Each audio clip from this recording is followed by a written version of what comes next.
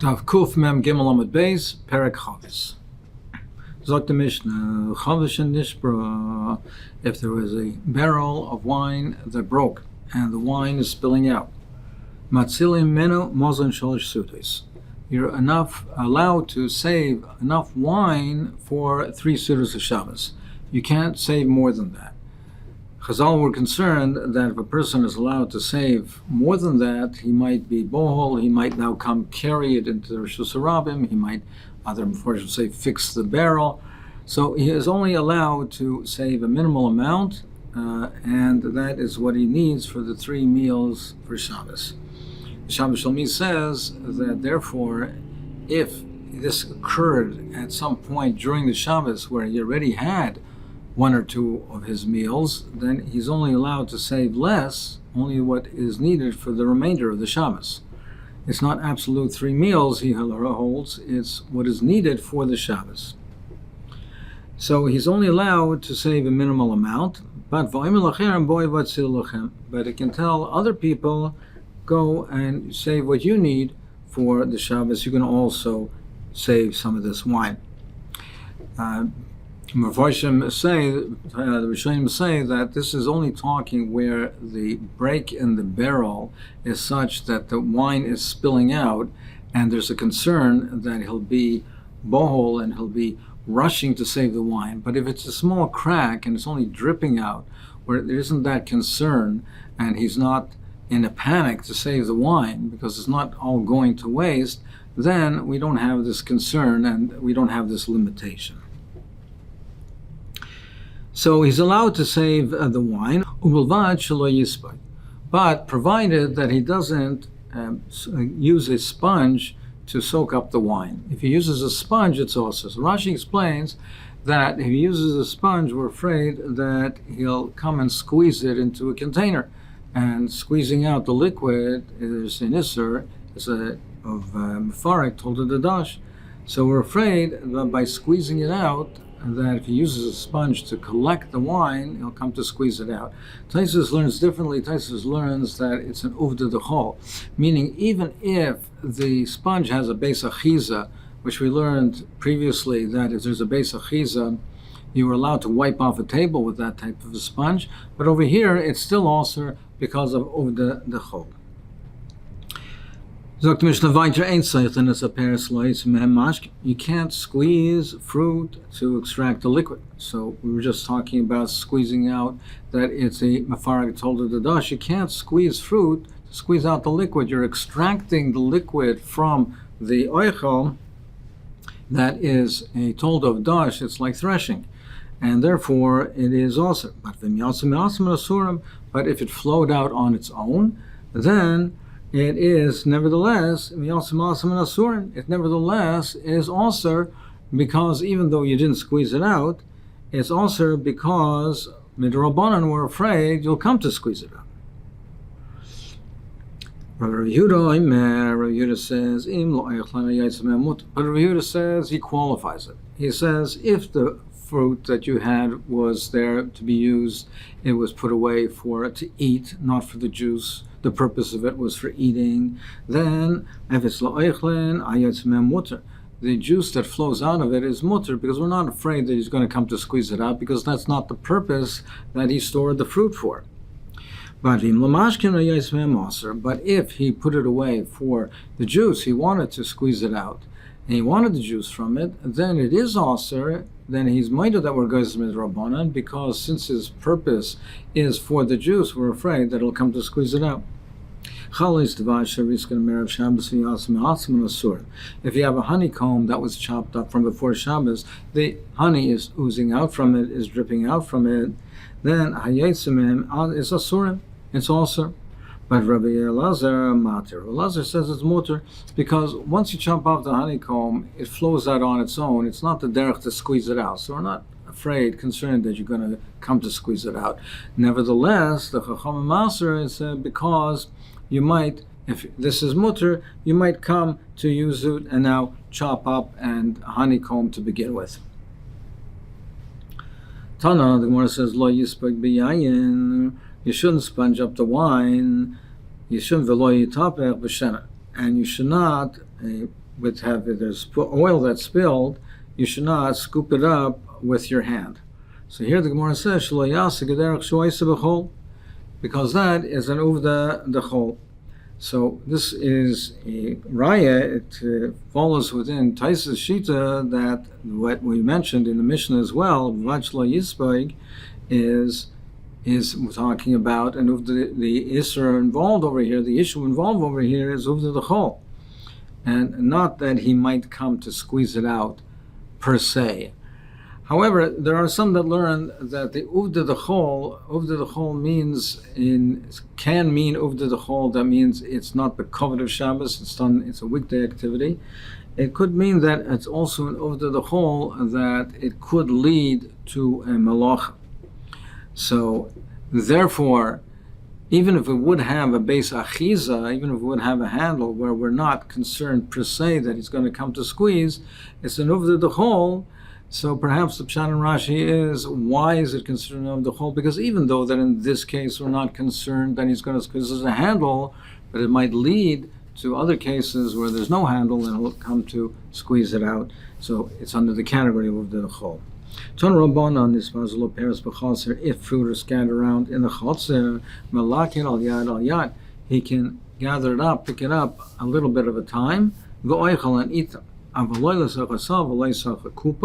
it cannot gather them into a basket or a box.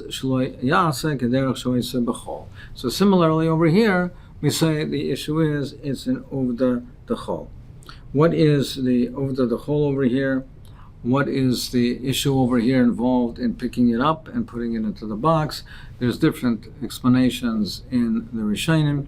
The Ramban says that even though this is not boyer per se, because the fruit is perhaps large and that it's not a taruvis, or because he's taking the fruit v'oichel and is eating it right away, but it's an uvda dechol. It might lead to one that he might come to boyer, to separate, and he's picking up things and they're scattered around in the chaser amongst the psilas and amongst the dirt, so he might come and be boyer.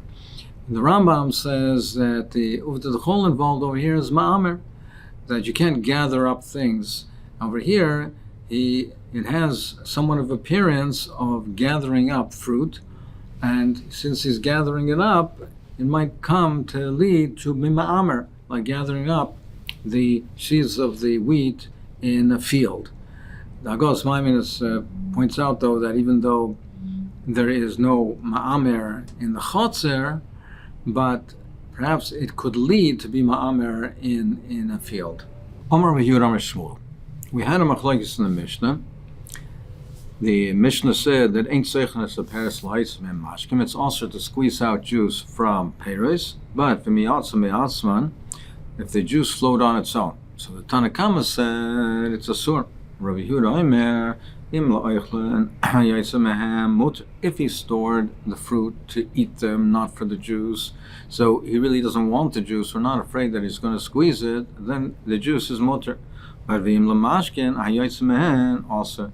But if he stored them away to squeeze them for juice, then we are concerned that he wants this juice, so we allow him to drink from the juice that flows out on its own, he might come to squeeze it. Rabbi Yehuda was made to the chacham since those are usually squeezed out for the juice, they're normally used for the juice, even if he stored it for oichel. But we're afraid, since they're normally used for juice, he might change his mind and now redesignate them for the juice and come to squeeze it. So therefore, Rabbi Yehuda is made in such a case to the chacham that it's also. My time I came into l'schita nino, since usually it's used to be squeezed. Yoiv daita, he'll change his mind, and there maybe he will come to squeeze it. So therefore, the juice is also. V'ula Amar Rav Ula said in the name of Rav Cholag Haya Rebbe Yehuda of B'Zeisim Anovim. He says they argue even by Zeisim Anovim that even by Zeisim Anovim, Rav Yehuda says no, that the juice is mutter. Rav Yochanan says the halacha is like Rav Yehuda b'shar peres, meaning that they argue in both Zeisim v'Anovim and in shar peres. Then in both cases, Rav Yehuda says that it's mutter, but the halacha is like Rav Yehuda b'shar peres, other food, not Zeisim v'Anovim. But in halacha Rav Yehuda b'Zeisim v'Anovim, but the halacha is not like Rav Yehuda b'Zeisim v'Anovim, even though he says it's mutter, but we don't pass in that way, and we say in that case by Zeisim v'Anovim the juice is also. Amar Rabba, Amar Rav Yehuda Shmuel, Maida hay Rav Yehuda l'cham b'Zeisim v'Anovim. So he says that Rav Yehuda is Maida l'cham b'Zeisim v'Anovim, that the juice is also. O Maidim Chacham Rav Yehuda b'shar peres, and Maidim Chacham Rav Yehuda, the Chacham are Maidim Rav Yehuda by other peres. Then other peres that are not normally squeezed for the juice, that the juice is mutter. Omar le Rabbi Yirmiyah Rabbi Abba. If that's the case, so my plaguey. If that's the case, what are they arguing about?